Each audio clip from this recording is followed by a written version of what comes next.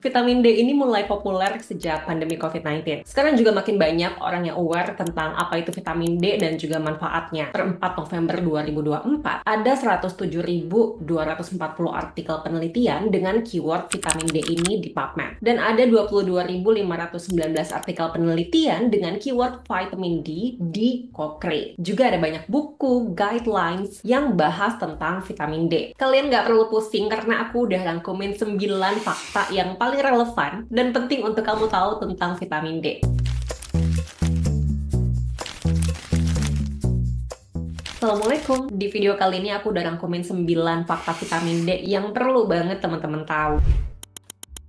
Pertama, vitamin D itu adalah vitamin yang larut dalam lemak. Ada penelitian tahun 2018 yang melihat gimana sih penyerapan vitamin D di usus kita. Dari 2069 artikel penelitian yang ditemukan, cuma 46 artikel penelitian yang cocok untuk diteliti dan dianalisis lebih lanjut. Dan hasilnya jelas. Sesuai dengan sifatnya, penyerapan vitamin D itu lebih baik kalau dikonsumsi bersamaan dengan makanan atau minuman yang mengandung lemak. Nah, mungkin ini juga salah satu alasan kenapa vitamin D itu sering banget ditambahin ke dalam produk susu, terutama susu full cream yang mengandung lemak, bukan susu skim.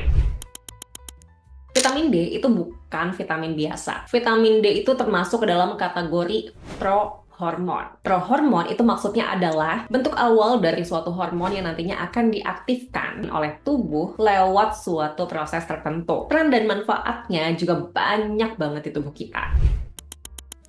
Dari semua vitamin, saat ini tuh cuma vitamin D aja yang direkomendasiin untuk dicek rutin lewat pemeriksaan darah. Tiap berapa lama, idealnya kalau memang pas dicek ternyata kurang dari 20 nanogram per mililiter dan lagi berupaya untuk membuat kadarnya supaya normal, maka pemeriksaannya adalah tiap 1-3 bulan. Tapi kalau kadarnya udah normal, bisa juga diperiksanya tiap 1 tahun sekali. Kenapa? Karena selain berperan sebagai prohormon, gaya hidup dan lingkungan kita sekarang tuh juga bikin kita itu lebih rentan kekurangan vitamin D. Nah, kalau kita mau mengembalikan kadar vitamin D kita ke tingkat yang optimal dengan suplemen atau vitamin D dosis yang tinggi yang termasuk ke dalam kategori obat, dosisnya itu nggak bisa disamaratakan untuk semua orang, jadi nggak bisa one fit for all gitu. Setiap orang mungkin aja butuh dosis yang berbeda-beda sesuai dengan hasil pemeriksaannya.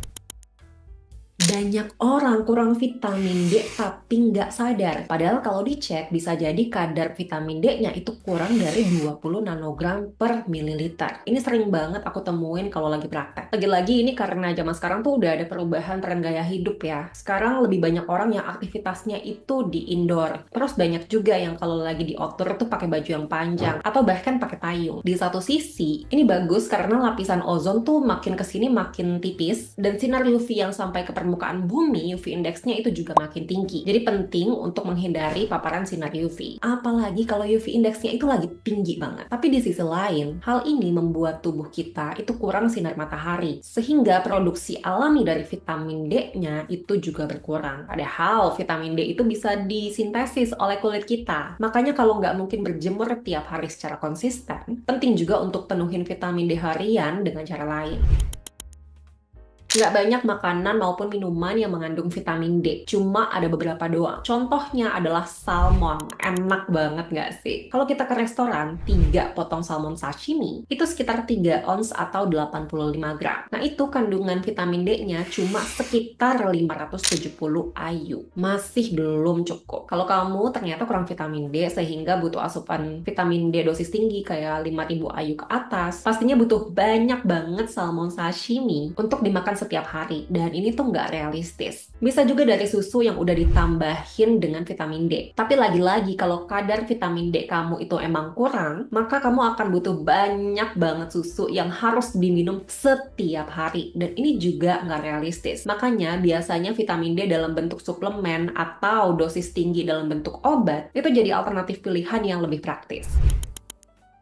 Kebutuhan vitamin D tiap orang itu beda. Tapi bedanya bukan cuma dilihat dari status kadar vitamin D tiap orang juga, tapi juga dilihat dari respon tiap orang terhadap asupan suplemen vitamin D yang disebut Vitamin D Response Index. Respon seseorang terhadap vitamin D terbagi jadi kuat, sedang, dan lemah. Jadi lagi-lagi fakta ini menekankan kalau dosis vitamin D tiap orang itu nggak bisa disamaratakan. Bener-bener personalized. Kalsium itu kalau kita konsumsi di usus kita itu penyerapannya bisa lewat dua jenis pintu. Yang satu pintunya bisa terbuka tanpa vitamin D, tapi yang satu lagi pintunya cuma bisa dibuka kalau ada vitamin D. Jadi kalau kadar vitamin D-nya bagus, ini juga bisa meningkatkan penyerapan kalsium di usus kita. Begitupun sebaliknya.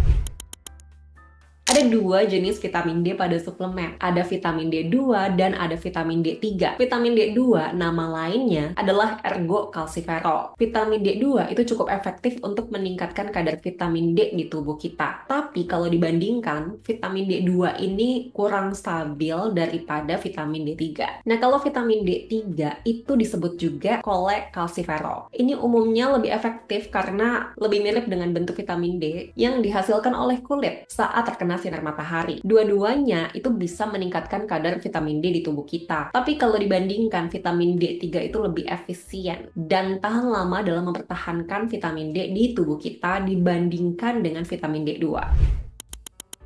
Berdasarkan regulasi BPOM, ada 3 kategori sediaan vitamin D. Ini tuh berdasarkan dosis. Kalau dosisnya itu kurang dari sama dengan 1000 IU, maka ini masuk ke dalam kategori suplemen. Tapi kalau dosisnya lebih dari 1000 IU sampai 4000 IU, maka ini masuk ke dalam kategori suplemen untuk keperluan khusus. Tapi kalau udah lebih dari sama dengan 5000 IU, itu udah masuk ke dalam kategori obat yang logonya merah sehingga perlu resep dokter. Itu dia fakta tentang vitamin D yang perlu teman-teman tahu. Jangan lupa subscribe karena ada banyak banget video tentang hidup sehat di channel ini. Semoga kita dan orang kesayangan kita sehat selalu. Sekian video kali ini. Assalamualaikum.